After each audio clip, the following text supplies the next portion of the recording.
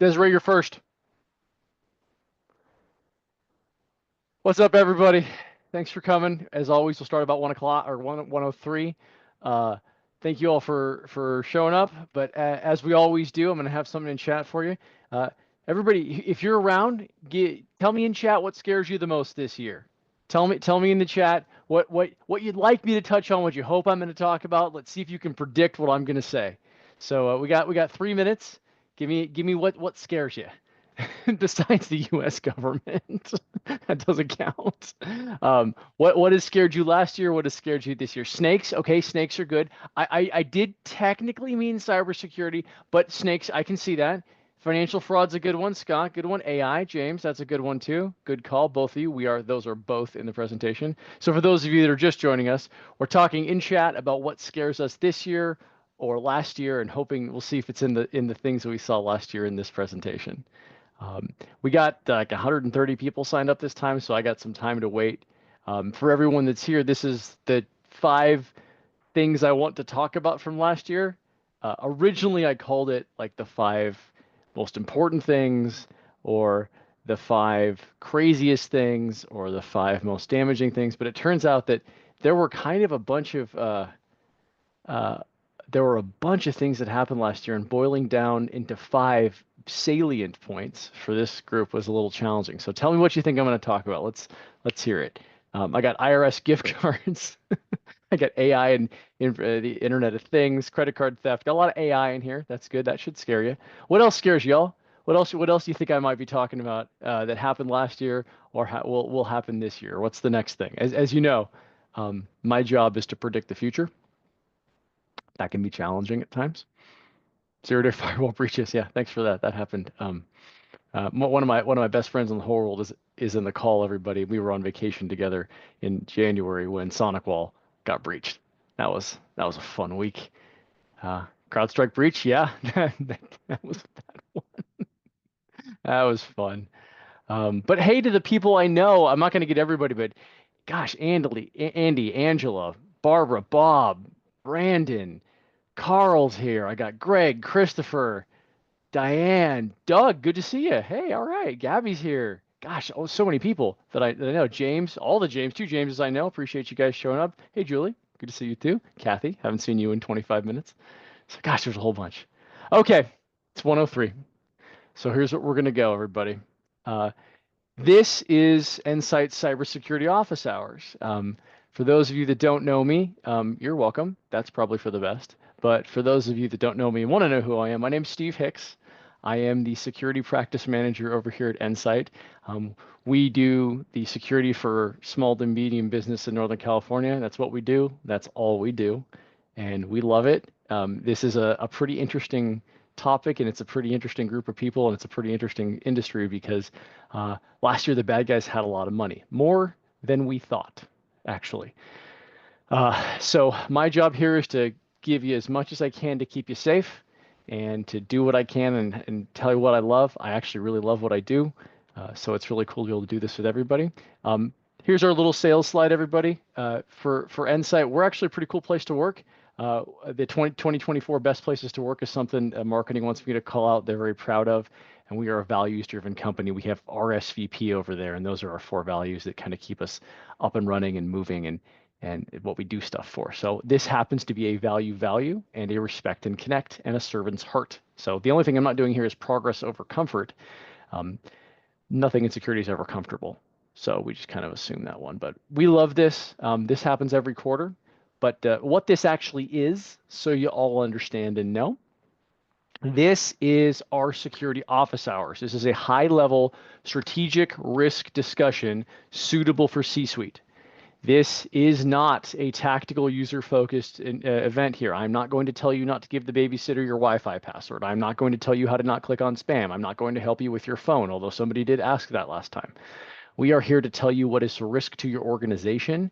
We're here to kind of spur a conversation with everybody. So please type in chat, talk in chat. I will take time to have questions. I will, if somebody brings up something salient, I will bring it up in chat. If you have any interesting pieces of information, let me know. We can talk about them.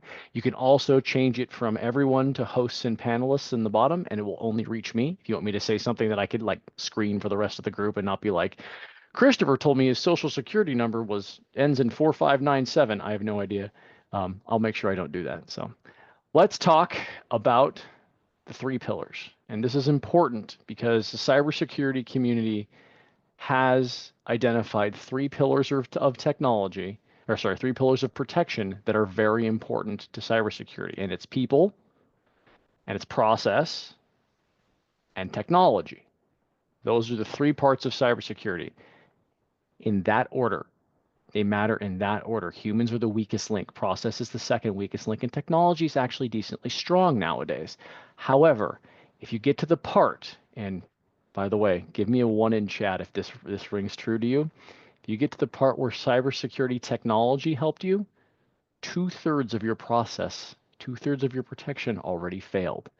If anybody's ever felt like, oh God, I got caught by my safety net, let me know in chat. Give me a one, or someone you know, right? So if we get to a part where your spam filter stopped you, your antivirus stopped you, your firewall stopped you, you're missing the people and the process portions, which unfortunately I can't just sell you. There's nothing, if I had a cool product that could get people to stop giving away their passwords, you wouldn't be hearing my voice. I would own the Caribbean and have been retired a long time ago. That being, no, somebody says, no, I unfortunately cannot sell you better users. For those of us in here that are attorneys, I cannot sell you attorneys with more time available. Sorry, I'd like to though. That'd be fun. All right, now that we've done all the bookkeeping and the blocking and tackling, let's get into this quarter. So the five most important things Endsight saw last year, and unsurprisingly, number one, phishing emails. So, in case anybody didn't know by now, phishing email is the number one vector for attack across all networks, universally, all networks, all businesses, all sectors, all user classes. In fact, in case you don't know and you're an Endsight client, we ask you, please do not forward us your potentially dangerous email for us to check. I'm not going to open my spam filter so you can send me dangerous stuff and we can look at it. We do actually have a process for checking bad email on the user's computer without actually opening it or forwarding the email, so it's safe. And despite that, we still get about 3 a day sent to us of people not understanding. We have to say, hey, can we not do this? And the reason is because phishing emails are so friggin' prevalent nowadays. It's just impossible to get away from them. And I have a different speech that says, hey, let's talk about things spam filters don't work against. And one of the things spam filters don't work against is spam. Give me a 2 in chat if you ever notice that your spam filter is not perfect. Also, to make sure everybody's awake, give me a 2 and let me know your spam filter's not perfect. Oh, well, that's weird. I didn't think I'd get any participation on that one. You want to know why? So, cybersecurity is a game of catch up. Bad guys have a ton of money. I'm going to go into how much and how we know in a little bit. A ton of money. So any cybersecurity professional, very much including myself, that is trying to convince you of something, that information is useful and accurate for like 2 months, 2 solid months probably, right? It's also the main reason that we have to continually reinforce process and continually enforce training. And I can't just sell you a technology because things change so much. This is why your spam filter works sometimes. Give me a 3 if you've noticed spam comes in waves. You get a whole bunch, and then it trickles off, and then you get a whole bunch, and it trickles off. The same reason. Bad guys find a hole, good guys patch the hole, and the cycle repeats. The same thing exists everywhere. Firewalls, new cool phishing attacks, spam, flaws in Windows, all that kind of stuff. It's always going to be a cycle. We can't get around this, right? The bad guys just have so very much money that they're going to innovate at a pace we've never seen before in human history. The amount of change in security is incredibly intense. So the point of this is phishing is always going to come in more forms. There's always going to be something new in phishing, right? There's always going to be some new attack. Give me a four in chat if you've actually gotten a phishing email through your spam filter in 2025 and you're like, wow, this is a phishing email and I shouldn't have gotten this.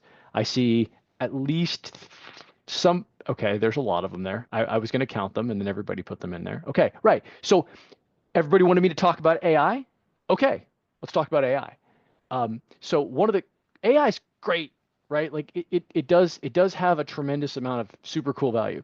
One of the things it does well is write in most languages. So previously, when we were looking for phishing emails that were like bad grammar, or they used the word kindly, which is genuinely always a giveaway of a spam, or they were trying to ask you to do something in slightly, broken language, you could identify it pretty easily. AI kind of takes that away. And listen, if anybody doesn't believe me, chat.openai.com and somebody put that in chat for me. Somebody, Christopher, type that in chat for me. Give me the chat GPT address. That's chat GPT and it's free. And you can ask it to write an email to change your bank account with HR live on this call. I've done it several times. I think the demo's a little tired, but you can say, please change my bank account with HR live right there, and it will give you a perfectly written email of perfect English. And that's why we're worried about this kind of thing, is because AI, it's not going to get worse, right? Anybody that has a self-driving car or anything else that uses AI knows it only ever gets better, right? Well, the technology gets better. We're not going to have a societal comment on this. We're not sure how great society is on AI, but the technology is getting better. So what do we do about phishing attacks? Right, that's a pretty significant concern, right? If the emails are going to get better and the AI is going to get better, and the phishing protection isn't perfect, uh, we can't rely on the technology. The bad guys get stronger every time. It's training, everybody. You should know that training like this and like our fundamentals training we also do, the fish testing and training we also do, and some of the live training we do with the security, the managed security service, which we have, is designed to help people learn and be scared. I wish I could tell you that email wasn't scary, but then we get crap like this. For those of you that can't read this, first of all, give me a five in chat if you can read this and it looks like another email you may have seen before. I'll wait. Here we go. Now we're talking. Doesn't it look exactly like a Microsoft quarantine message? All right. Give me a six in chat if that's kind of a dick move on the bad guy's part. Like, it looks like your quarantine message. Isn't that rough? Right. By the way, three people said accept the sender. Thank you.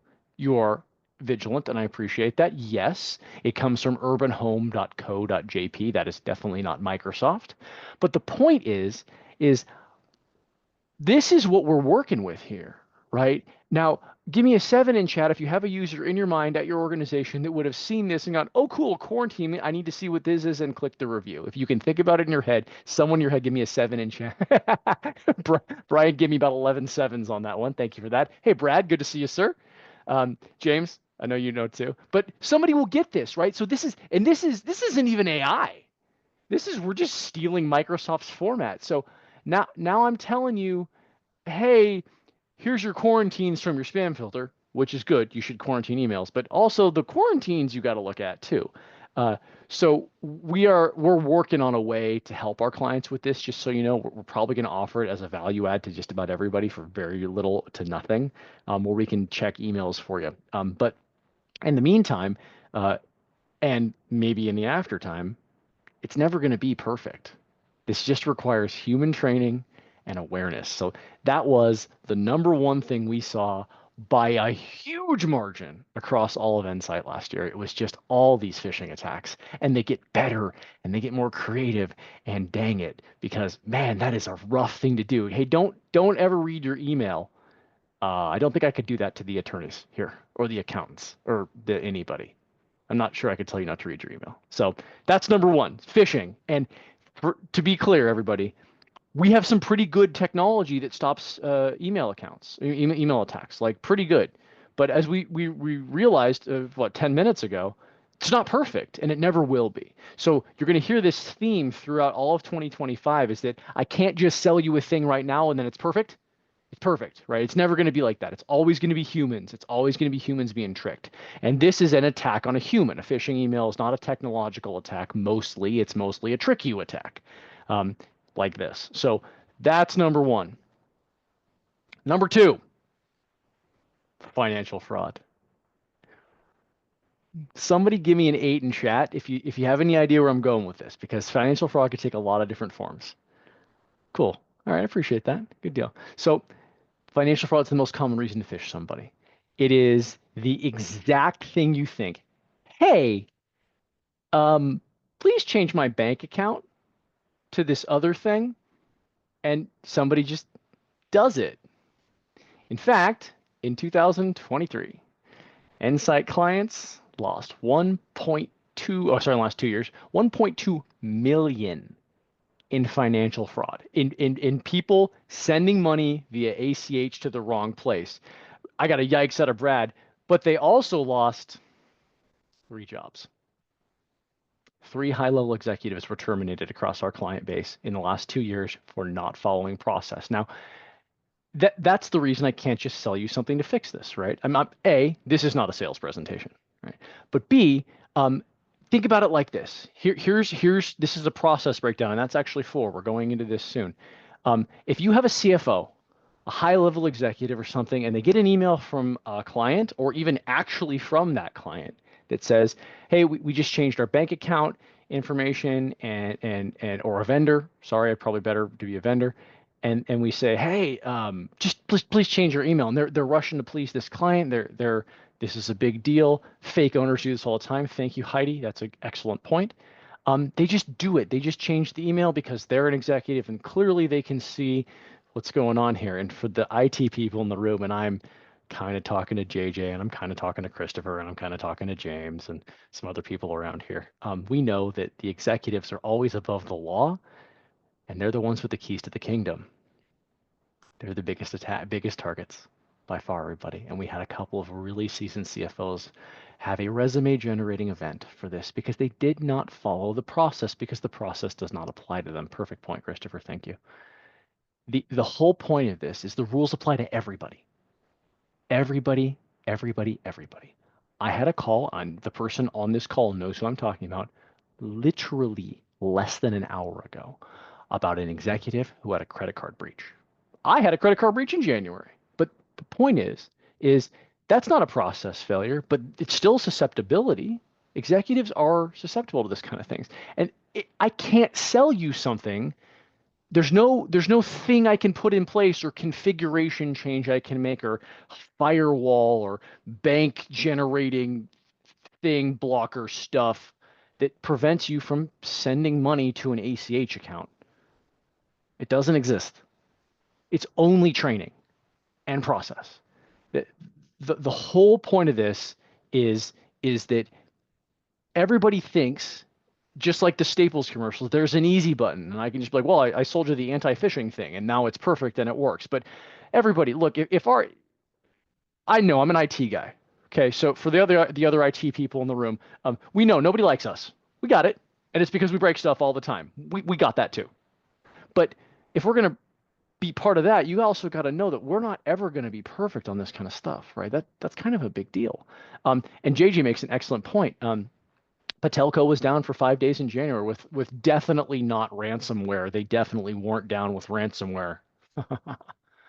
Everybody's got a supply chain attack, and JJ, real good because that's coming up too. Um, so the point of this is to say, if you have training, if you have process, the two far more important pillars of cybersecurity than tech, your executives have to be involved. Culture and leadership come from the top, and hopefully we can make security to a place where it's not particularly time consuming. I don't have to say, hey, you guys, I need 7 hours of your time every other week because attorneys in the call, give me a 9 in the chat if you can't give me 7 hours every other week of your time, or your executives couldn't give me 7 hours every other week of your time because I don't think anybody can, right? The whole point is to make it quick and effective and interesting, but you don't give exemptions, especially for the power, because that's who have the keys to the kingdom. Number 2, financial fraud. Cost jobs, It cost over $1 million to our clients. And man, if I could have done something about it, believe me, I would have. I have a hero complex. I would have liked to save everybody. Alas. Number 3, fake logins. This one's fun. Give me a 10 in chat if you're familiar with a phone forward, where you call one number and it just rings a different number. Give me a 10. 10, good, appreciate that. Only 2 people know how phones work? There we go. Everybody's awake now. Give me an 11 in chat if you knew you could do that with a website too. Fewer people. So check this out. You can. I can send you to a website that straightforwards to Microsoft. We call it an invisible proxy. Effectively, you go to my incorrect site on the address, and you guys know you're looking at the address, right? Every time you type anything, especially when you're on a call with a cyber guy and he's talking about this thing and you're looking at it, you know it. And definitely when you're busy and you're tired and you're done with your workday and you just want to get through this, you see this Microsoft thing, right? And this is you'd always notice the address, right? Everybody in this call is perfect, as I very clearly am completely flawless in everything and have never made a single mistake. And give me a 12 in chat if you think that maybe people at your organization don't always look at the address bar when they type things in. I figured that was probably the case. So this is the number one way around multi-factor. Everybody thinks multi-factor is perfect, right? We found a way to trick humans, by the way. It's always humans. It's almost never the tech anymore. This is how you do this. This is called a man-in-the-middle attack. And for those of you that have been on my office hours last year, we had a couple of videos on a man-in-the-middle attack, right? What this effectively is I send you to my website and you log in. I send that information to Microsoft. I send it back from Microsoft to you, and you get logged into your Microsoft account. But I stole your information in the middle, including your multi-factor token. Now I can get in as you. It is the most common attack nowadays because I know this is going to shock you. The bad guys evolved. They evolved beyond multi-factor. It's still the best thing we have. Multi-factor is the strongest thing we have. And I say this in all the fundamentals training. If you haven't been to my fundamentals training, stop listening to me right now. Go to your LinkedIn account, your Amazon account, all your banks, and make sure you have multi-factor on there personally. I'm begging you. Do the same thing. So in the same way, this is, thank you, Christopher. That's an excellent point. In the same way that you can have a multi-factor, like a man-in-the-middle attack, like if you connect to a bad Wi-Fi in the airport or Starbucks or something, and it still gives you the stuff, but people can intercept your stuff in the middle. This is how you do it. Now, how do we deal with this, right? And more importantly, again, hi attorneys, how do we do this without upsetting everybody? So for those of you that have seen the following video, I'm sorry, but you're going to see it again. At Endsight, if you are one of our clients, we have some protection for phishing. And notice that this is technological, sort of. So here's our movie, right? We're going to go to Outlook. We're actually going to go to outlook.office.com, and this is actually the Microsoft thing. We made this video ourselves. One of the gentlemen that works for my organization made this. And this is Microsoft's actual login. And we're going to try to log in as Jimmy, right? Jimmy at Acme Corp. You may notice that Jimmy, I'm going to pause this thing, has this really nice branded Microsoft page. It's clearly construction. He works for Acme Corp. And that's what his Microsoft looks like. This is, if he logs in, it looks like this. But what happens if there's an invisible call forward in the middle? So what we would do is we'd set up a phishing link for Jimmy. We'd say, hey, what I want you to do is go to this link instead. I get this to him in a phishing email or something like that. And if you look, it's an encrypted message. We get these all the time. Please log into your Microsoft account. And look, Jimmy logs in. But listen, you may notice it's not Microsoft. It's actually a little fishy, which we think is a hilarious pun. But it is I'm going to pause it right here. It is the same branding as his page. It is the same Microsoft page. And if Jimmy were to log in here, he would actually get into Microsoft, but the bad guys would have his credentials. So what we do is we put that gigantic orange thing in the middle of the page. Do not enter your password here. Oh my gosh, this is a bad thing. This is a phishing attack. We can do this thing. And in fact, if you're an Endsight client, it's already there. It works for a web page. May not always work for all other kinds of phishing, but it works for a web page. And you wanted to know the craziest thing that happened last year? In November, somebody called our response center, livid, because there was text in front of their password and they couldn't enter their password. They tried to bypass this and put their password in. I'm completely serious. This thing actually happened. This user saw this giant orange box saying, don't do this thing, and they kept trying to do the thing anyway. They thought it was some kind of Microsoft error. And only after the fourth or fifth time of not being able to see how many asterisks they were typing in their password did they end up calling us. They were trying to get in. This is the craziest thing we saw last year. The point of this is to say, listen, everybody, your users are on the bad guy's side. They just don't know it. Bad guys only got to be right once. We got to be right every time on the other side. And you had this, Andy. Yes, you can totally test this. This is present on your tenant right now. If you can get a phishing link that does a forward, this thing will happen. Interesting, right? Don't put your password in. Okay, number 4. Hey, JJ, good call. Supply chain attack. So last year, we saw many, over 10, attacks on technology that was not controlled specifically by the end environment. In this case, the best one we saw happened in January of 2025. I'm stretching a little. I know it wasn't last year, but it was really important. SonicWall had a VPN issue. And if you are an Endsight client, you may have was it 24? Thank you, JJ. You may have very much gotten an email from me saying, hey, everybody, we're updating your firewall. We have to update your firewall. It is a really, really important thing.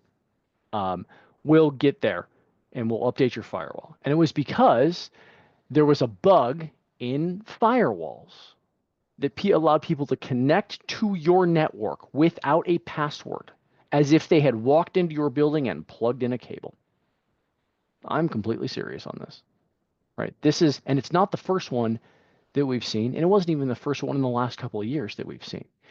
So we can't always control when a manufacturer has a bug, or when your net documents, for the attorneys in the room, if your NetDocs has a bug or your Clio has a bug, we are trying very hard to protect against things like this. And in this case, for firewall type attacks, this is a risk that you just have to have an IT team that's on it and knows about it and can patch your firewall in time. And actually, we broke a couple. Over the 450 firewalls we managed, some didn't take the patch right because they were too old or whatever the case may be. And this is another reason to keep your stuff up to date. Aaron, there's a whole part about mission critical. Everybody, I have a little short video on if it's mission critical and you don't keep it up to date and document it and resource it as if it is mission critical, it's not. Hopefully Aaron can get that link here in a little bit. We just did a video on that. But in the same way, if you have an old firewall, sometimes the patch doesn't work. But our solution for this is zero trust access, right? Effectively, zero trust network access bypasses your firewall entirely. There's no flaw in the firewall that could matter because it doesn't work in the same way. It's still remote access. And this is one of those things where we had to come to our clients and we had to say, hey, this thing you didn't know about, broke in a way you couldn't fix, from the vendor's fault, they told us to patch it well after they knew it. Now you got to get something different so those type of things don't hurt you again. And we had 2 clients that actually got attacked this way. One was from the Chinese government. I'm very serious about this. They got in because they found this firewall flaw really quickly. But firewall, so the point of that is, listen, if you have remote access, you should probably, if you're an Endsight client, talk to your account manager about zero trust network access. There is even a free tier of it, but it's a really, really big deal. Aaron, thank you so much for the mission critical one. Everybody, in chat, there's a video I did last week on mission critical and what it really means to be mission critical and how you should treat your equipment that makes you money. Back to the firewall stuff. There's so much more than just firewalls that happened last year or the last couple of years. Okta was breached. LastPass was breached. Microsoft was breached by the U.S. government. Everybody, shout out in chat if you know other breaches that I'm not mentioning here, and I expect a couple more coming from at least JJ and Christopher. But if there are others out here, other breaches you know about that had nothing to do with your network, had nothing to do with your technology, had nothing to do with anything you bought or knew what to buy, like that's a huge, huge deal. Facebook, thank you. That's fantastic. LastPass has been breached 3 times. That's absolutely true. Mac OS has been breached. That's absolutely true. Duo had a breach. That's absolutely true. And the whole point of this, I wanted to have this conversation where all these things have been breached and breached and breached and breached and breached. It's because we can't control everything, right?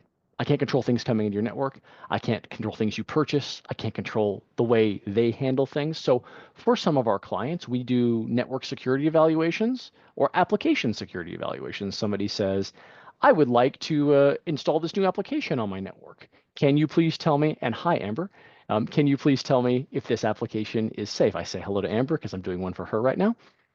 That's a fantastic thing. And I always say, I think they're doing a good job at trying to do cybersecurity. It doesn't mean they're safe forever, but we're trying.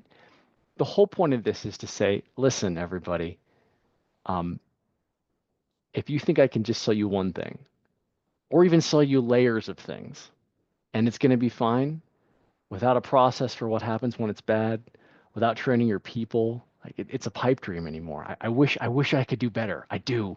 If I had a cool technology that I could sell you to protect your users, I don't. It's all process. That's so crazy, right? And also, by the way, the U.S. government has been fairly heavily breached recently. In case you don't know about that.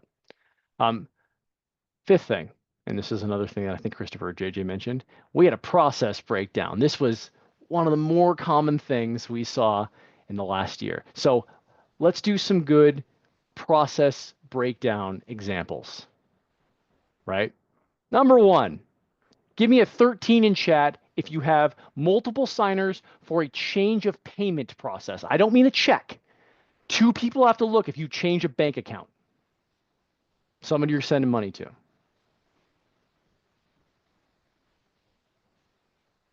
5. There are 68 people in this call, and I got 5 yeses. I got 6 yeses. Huh. Interesting. Just a question. How about this one? How many people give me a 14 in chat if you know that your users know when they have a bad email how to report it and get it checked? And it's not sending it to us. Give me a 14. If you actually know that way, what's the way to do it? Some. I got a sum. Thank you, Heidi. Some. That is an assumption. That's fair. Okay. There are 68 people on this call. 3 people responded. Isn't that weird? Don't you guys give me a 15 in chat if you've gotten a bad email today? It's got a lot more participation on that one. Interesting. Maybe we can help. How about this one? Multiple signers for we got a typo. Sorry about this. This is multiple signers for checks. Give me a 16 in chat if you have 2 signers for a check over $5,000. 5,000. I picked that number for a reason. Okay. Ooh, bank doesn't enforce that, huh? Okay. Give me a 17 in chat if you have 2 signers for a check over any size at all. A 17. If there's a number where at a point you have to have 2 people sign this check. Cool. Cool. Excellent. Does that also translate and overlap to the people that can change ACH payment options? Because it doesn't feel like it does based on the number of people here. That's an interesting process, right? Because ACH is much harder to claw back than a check. You can void a check well before it clears. But ACH is much more difficult. And now give me this one as well. Again, we have another typo. Sorry about this. Give me an 18 in chat if everybody knows what to do when you get a bad text message. Nobody. Give me a 19 in chat if you've ever gotten a phishing text message. Me too. All the time. Isn't that interesting? So let's have a discussion about how this happens, right? Process breakdown is more of a big deal because there's so many things we don't think about. So many things we don't think about that are an important process, right? And again, I'm not trying to sell you anything here, right? My team does have a managed security product. It's a whole suite of services that where we run through all these with you. We run through all the questions and we help you write your policies and we keep things up to date and we do all the stuff. And the reason I'm telling you that is because it's required now. Almost all compliance requires some level of continuous update. PCI does, CMMC, HIPAA, SOC 2, all of them. They require something, right? And there's so many different vectors of attack. We've gone through email, we've gone through like SMS, we've gone through process breakdown, we've gone through supply chain, even when it's not your users being attacked. Andy, I will actually call you on this one. So everybody, if you are interested in talking to me about our MSSP, managed security service provider, that has all this in it and contains basically all of our security stuff, give me a 20 in chat right now, and I'll have Aaron write them down. It's actually super interesting and dramatically inexpensive. Again, I'm not trying to sell you anything here, but it is something that is useful for some level of process. And I know 3 clients on the call already have this. So thank you very much. So I really appreciate that. So we got Brendan, we got Andy. Thank you guys. But the point is, process breakdown matters so much because humans are fallible. And if I haven't made this point in the 35 minutes I've been talking to you, um, there's a there's a reason for this. We can now make a firewall you can't break into because I just literally turn everything off and it doesn't work.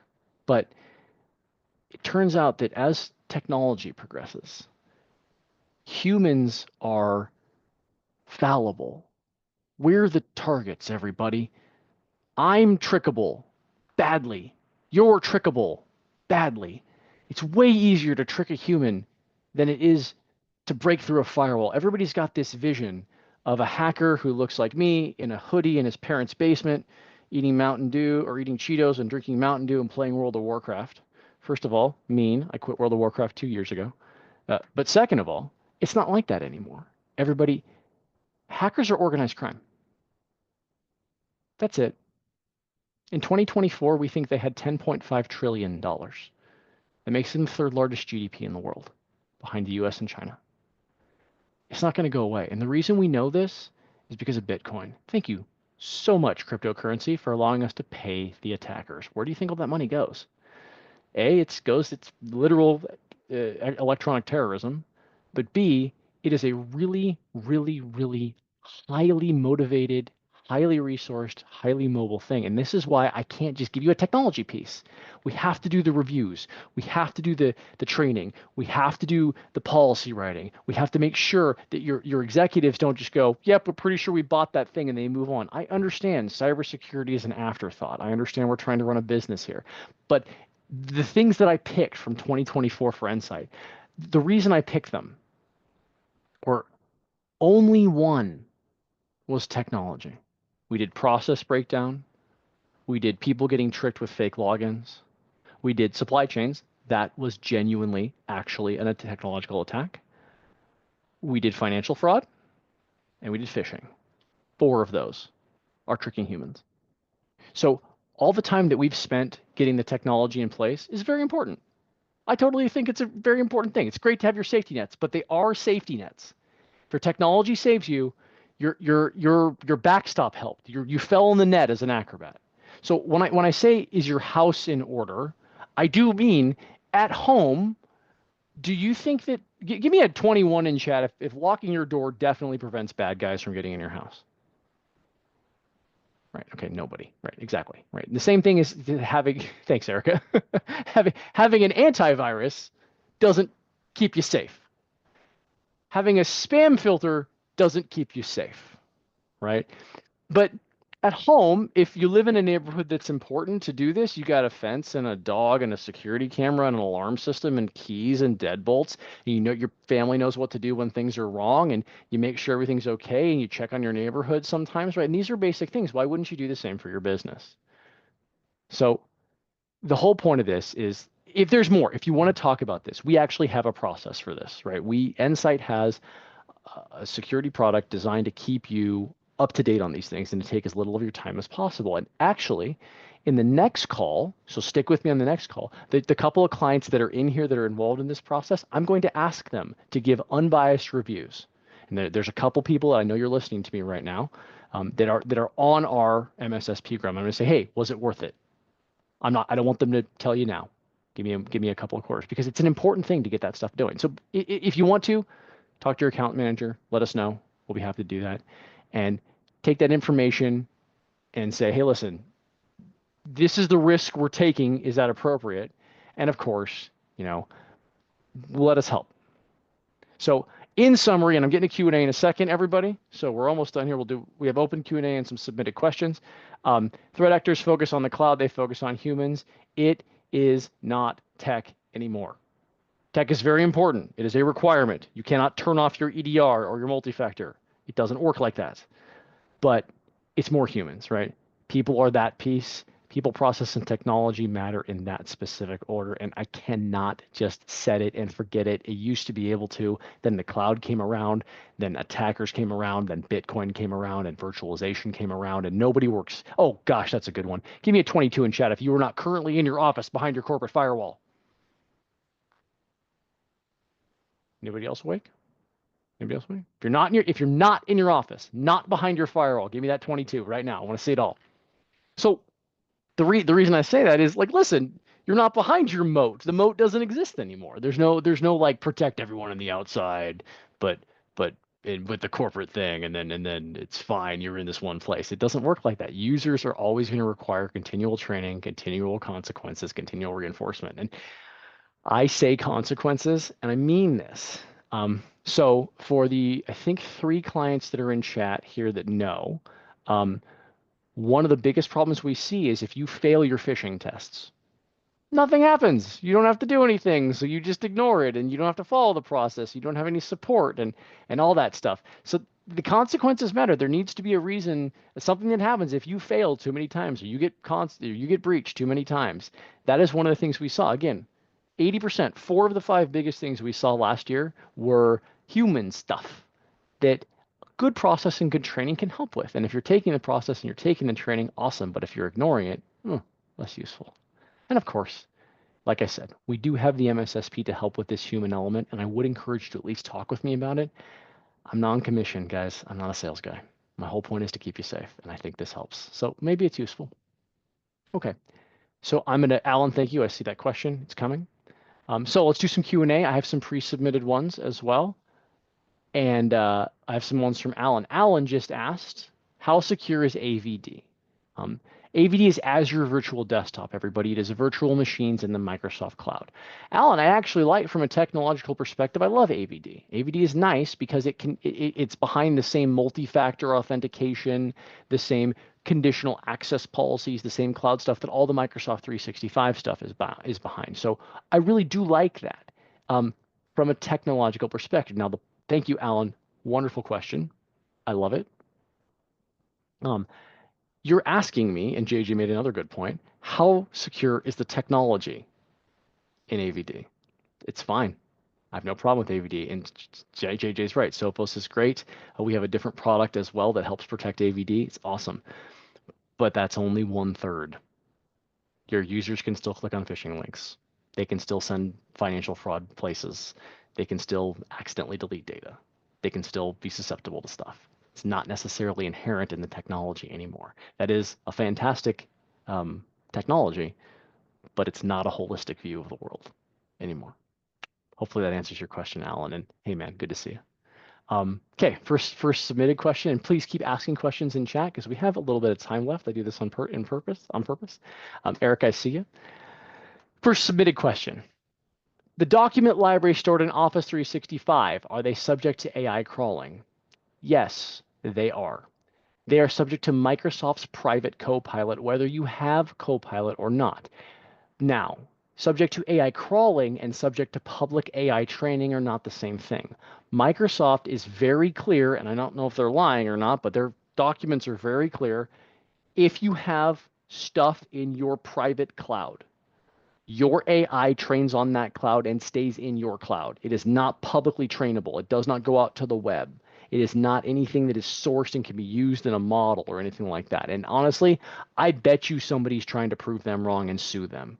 So I think they're probably trying pretty hard to keep it private. I'm not going to mention, we're not having a discussion here about the merits of AI and crawling and training, but inside of Microsoft, if you have Microsoft 365 and you have Copilot, or if you don't, because it still does train on it, they are running a private copilot just for your instance. I think that's fairly safe. We use it at Endsight. We have checked it quite a bit, and it does seem to keep all your data in here. So that's useful. We actually really like the AI stuff, and there's actually an AI webinar coming up, and I have a link for that in a few minutes. Erica said, how secure is Cloudflare? Um, I love Cloudflare, and so does JJ. That's awesome. Cloudflare is great, right? It is a zero trust product, like we talked about in a previous slide. That is the solution for VPN zero-day supply chain attacks. That was the third thing we talked about, I think. It's third thing. Um, if you are still using a traditional VPN, you got a vulnerability issue. Cloudflare and other zero trust products are the solution to that, and it's one of the reasons Endsight has it as a standard. I use it personally. I think it's a fantastic way to anonymize your data. I think it's a fantastic way to encrypt your connection. I think it's a fantastic way to grant remote access technologically. It won't stop people from clicking phishing links. Doesn't stop people from misreading URLs. Doesn't stop people from doing the wrong thing. But technologically, it's quite sound. It's quite sound. Okay. Keep going, everybody. Christopher's got a good point. If you're not paying for a service, you are the service. Cloudflare has a free tier and a paid tier. Just remember that. Um, Second question. I delete items in my email without opening to read any message, and they still show as if I did. Is there a way around this? No. But for most intents and purposes, your recipient will not know that you have read or not read. Sorry, the sender will not know if you have read or not read the message. Now, for the tech people in chat, I am aware there are tracking pixels in emails. I would expect that if you delete an email without reading it, then empty your deleted items, it would not click that tracking link. So, no, not really. There is not really a good way to do this. If you delete a message, it's going to show as read probably. Hopefully that answers that question that was pre-submitted. Scott says, any thoughts on FortiClient? Yeah, Scott, Fortinet was one of the zero-day flaws that happened last year. Fortinet, SonicWall, Meraki were the big ones. It's a VPN. We used to use it all the time. I actually really like Fortinet, even though they've had some very significant security issues recently. They're a really good small to medium business firewall provider. They're on the same level as SonicWall, but it's still a VPN. A VPN works by opening a hole in your firewall that you connect into. Zero Trust works the opposite way. It goes out and rides that connection back without having to open a hole. FortiClient was breached. The Fortinets were breached. Absolutely 1,000%. And it was actually in 2023 that happened. And it's not Fortinet's fault, right? I mean, it is technically their fault, but it's not like they had a diligence issue. This was just a flaw that happens. That VPN in general is no longer safe. There's just been too many flaws. We should almost certainly use Zero Trust on the way out. JJ makes a good point.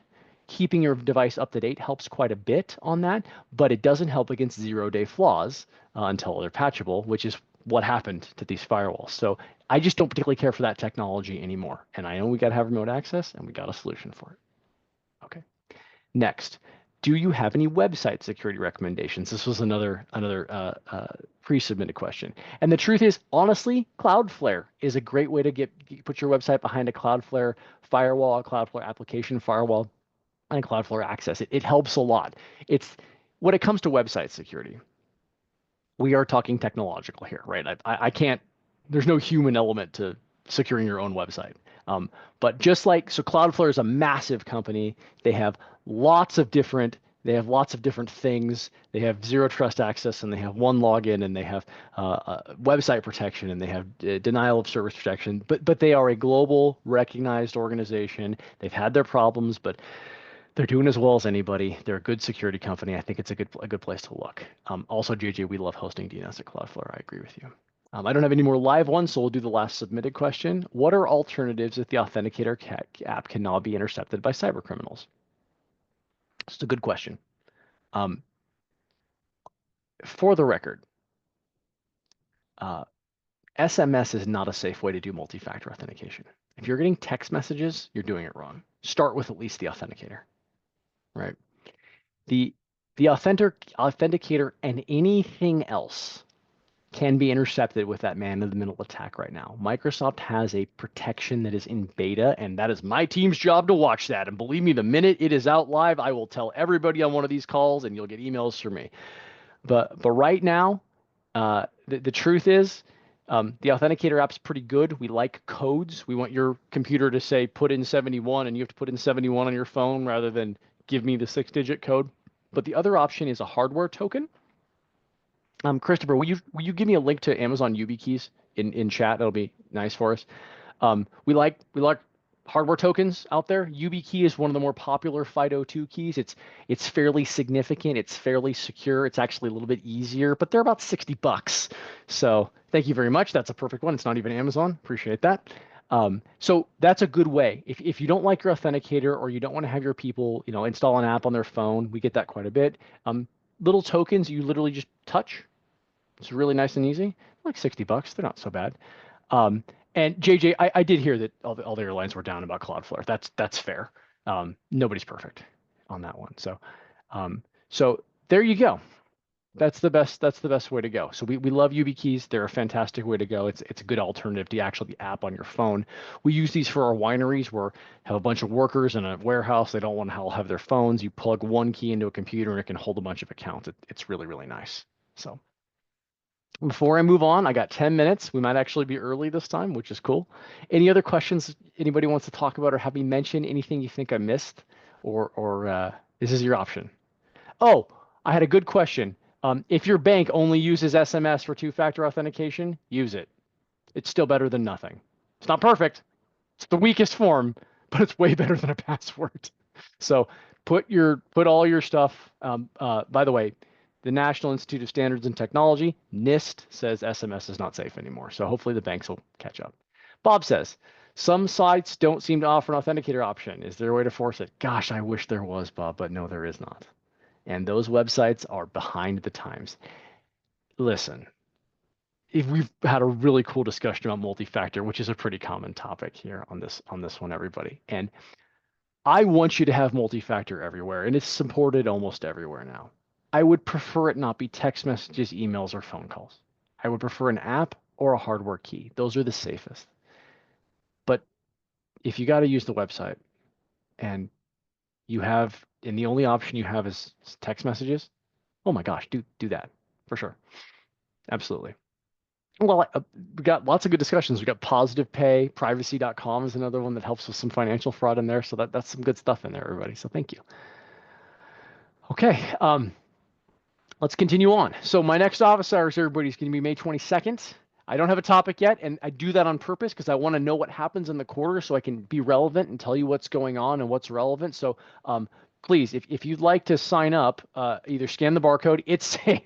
I promise. Please don't scan barcodes on buses and in train stations and stuff. But I wouldn't do this to you. It would be fun, and I would be the bad guy, but I won't. You can also register directly to the website if you are in the habit of actually wanting to type it in rather than scan a QR code. Please go right ahead. That would be fine. Or you can email Aaron. Or Aaron, you got a poll coming up at some point that says, hey, if you guys haven't seen it, there'll be a poll if you want to register. And also, and this is neat. Thank you very much, JJ, for mentioning this. Might have been Alan. Forgive me if I'm wrong. We have an AI webinar coming up. It's led by one of my colleagues, Michelle, who is fantastic and brilliant, our development manager, to teach you how to do better Copilot stuff and AI stuff. But it's neat because then you can see what the good guys can do and what the bad guys might be able to do with AI. So that's pretty cool. So if you want to register for that, hopefully Aaron can get that poll up for you as well.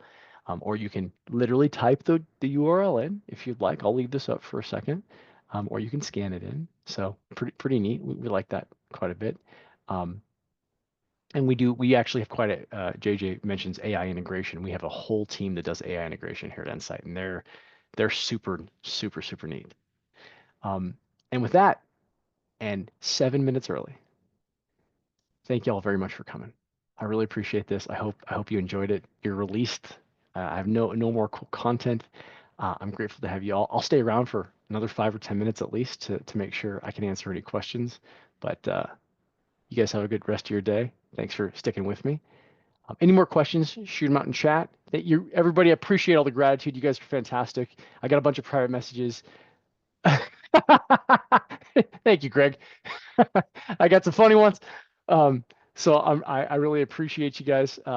And that's my buddy Poe. For those of you that don't know, good to see you, the Case people. Gosh, I hope Debbie, I hope that's you. But everyone at Case was good to see y'all. Any other questions? Shoot them out. Anything you think I could have missed, shoot me out. Shoot them out. And if you're asleep, give me a 24 in chat, which of course doesn't work like that. But thanks, JJ. JJ's kind of asleep.